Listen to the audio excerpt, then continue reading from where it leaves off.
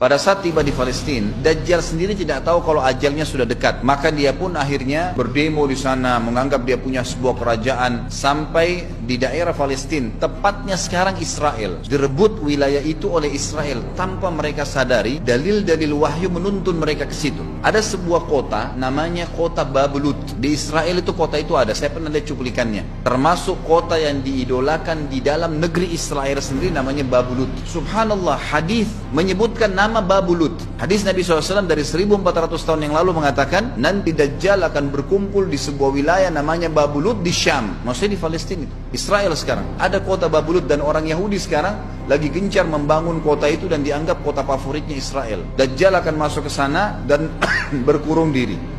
Keluar dari kota Madinah satu orang yang namanya seperti namanya Nabi Muhammad SAW, Muhammad bin Abdullah, dan dia dari turunan Nabi SAW juga. Kata Nabi SAW, akan keluar nanti seseorang dari kota Madinah, dari keturunanku yang namanya seperti namaku, Muhammad bin Abdullah. Juga sama posternya, parasnya seperti aku, sama dengan Nabi SAW, persis alisnya, rambutnya, kulitnya dari turunan Nabi SAW, tapi dari asli kota Madinah. Sebagian ulama hadis mengatakan dari turunan Hasan radhiyallahu anhu ajmain, tapi akhlaknya bukan seperti akhlakku. Tentu tidak mungkin ada orang yang sama dengan akhlak Nabi SAW.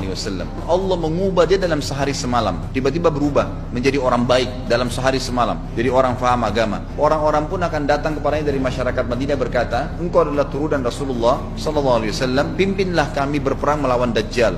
Engkau adalah turunan Rasulullah SAW, pimpinlah kami berperang melawan Dajjal. Maka dia pun menolak. Dia menolak awalnya, kemudian dia menuju ke Mekah diikutin dengan 300 orang pertama dari kota Madinah. Sampai di Mekah, setelah selesai dia tawaf, maka seluruh muslimin menunjuknya sambil mengatakan engkau harus memimpin kami. Dan orang ini punya julukan Mahdi, dikenal dengan Imam Mahdi. Inilah tanda-tanda kiamat yang kedua. Setelah Dajjal keluar, buat kerusakan di muka bumi tadi selama 40 hari itu atau setahun lebih. Kemudian keluarlah tanda-tanda kiamat kedua pada saat dia sudah tiba di kota Babulut di Israel. Keluarlah si Mahdi ini. Pada saat dia tiba di Mekah, dibaiatlah oleh banyak kaum muslimin. Tidak disebutkan jumlah pasukannya, maka terbentuklah pasukan jihad yang mengejar Dajjal menuju ke Palestina. Tanda-tanda kiamat besar yang ketiga adalah pada saat pasukan Imam Mahdi dengan pasukan jihad itu tiba di Darul Baydha namanya, kota putih yang ada menara putihnya, dan itu sekarang di negeri Syam, tepatnya di Damaskus, ibu kota Syria. Hadis menyebutkan di menara itulah, di masjid itulah Imam Mahdi mampir sholat asar bersama pasukannya. Pada saat itulah datang tanda-tanda kiamat besar yang ketiga, yaitu turunnya Nabi Isa alaihissalam. Kata Nabi SAW dalam hadis Bukhari, hadis Muslim, hadis Sahih semuanya, dikatakan Isa alaihissalam akan turun sambil memegang kedua sayapnya malaikat, dan dari rambutnya yang basah meneteskan air,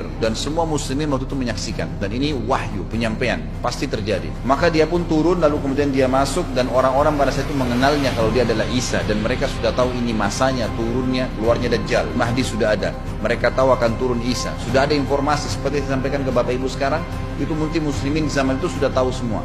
Maka Isa pun alaihissalam waktu itu dipersilakan oleh Mahdi untuk jadi imam, maka dia pun mengatakan tidak, imam dari kalangan kalian. Dan kata Nabi SAW, ini kemuliaan bagi umat ini karena Nabi sholat di belakang umat ini. Semestinya kalau ada Nabi pasti Nabi jadi imam, tidak mungkin digantikan oleh manusia biasa. Tapi waktu itu Imam Mahdi menjadi imam dan Nabi Isa sholat di belakangnya. Perlu anda tahu juga hadis Nabi SAW yang sahih yang berbunyi, kalau Musa dan Isa hidup di zaman aku sudah diutus, niscaya keduanya akan jadi pengikutku. Jadi memang kena kebenaran agama ini dibawa oleh Nabi SAW.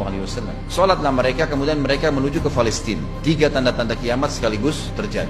Nabi Isa alaihissalam akhirnya tiba dengan pasukan mujahidin di depan pintu gerbang Babulut. Kemudian orang-orang Yahudi tidak kenal, tidak tahu Nabi Isa, tidak tahu tentang itu Mahdi. Mereka belum tahu ini. Mereka berbangga-bangga saja. Lalu mereka berkata kepada Dajjal, ada pasukan, segelintir pasukan yang mau menyerang kita. Dajjal mengatakan, bukakan pintu gerbang. Mereka tidak akan mampu melawan kita karena pasukannya mereka banyak memang. Maka Dajjal dengan sombongnya menunggu di depan pintu gerbang. Pada saat dibuka, Dajjal kaget melihat ada Isa alaihissalam. Dan pada saat itu kata Nabi SAW, Dajjal faham kalau sudah tiba ajalnya. Begitu melihat Isa alaihissalam, dia lari dan badannya sambil meleleh di depan para pengikutnya. Lalu Isa alaihissalam mengejarnya, mengatakan, wahai musuh Allah, saatnya kau akan menemui ajalmu.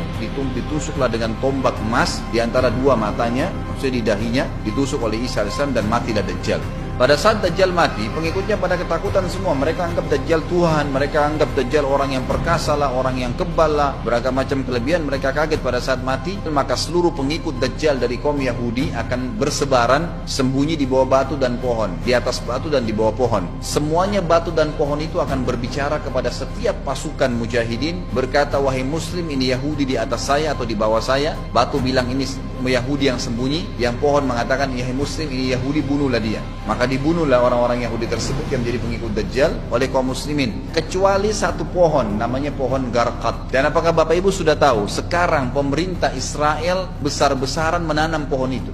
Satu dunia ini semuanya Islam. Hadis sahih, kata Nabi SAW, Islam akan masuk ke setiap rumah dengan kemuliaan atau terhina. Enggak ada lagi penolakan terhadap Islam. Itu hadis sahih. Maka Nabi Isa AS memimpin pada saat itu, disebutkan dalam hadis, 40 tahun dengan ketenangan menerapkan hukum Islam. Kata Nabi SAW, bagaimana awal umat ini bisa sesat sementara aku yang pimpin, dan bagaimana akhir umat ini bisa sesat sementara yang pimpin mereka Isa, dengan menjalankan hukum-hukumku. Dari Nabi Isa AS nanti menerapkan Al-Quran seperti yang kita lakukan, sholat, segala ini sudah selesai, dikerjakan semua. Dalam hadis lain dikatakan Isa alaihissalam akan menghancurkan semua salib, membunuh semua babi. Nggak ada seekor babi pun hidup di muka bumi pada saat itu, semua salib dihancurkan, dan yang menjadi tidak ada agama lain. Semua, Nasrani, Yahudi, Hindu, agama apa saja habis semuanya. Semuanya beriman kepada Allah subhanahu wa ta'ala dan menjadi muslim.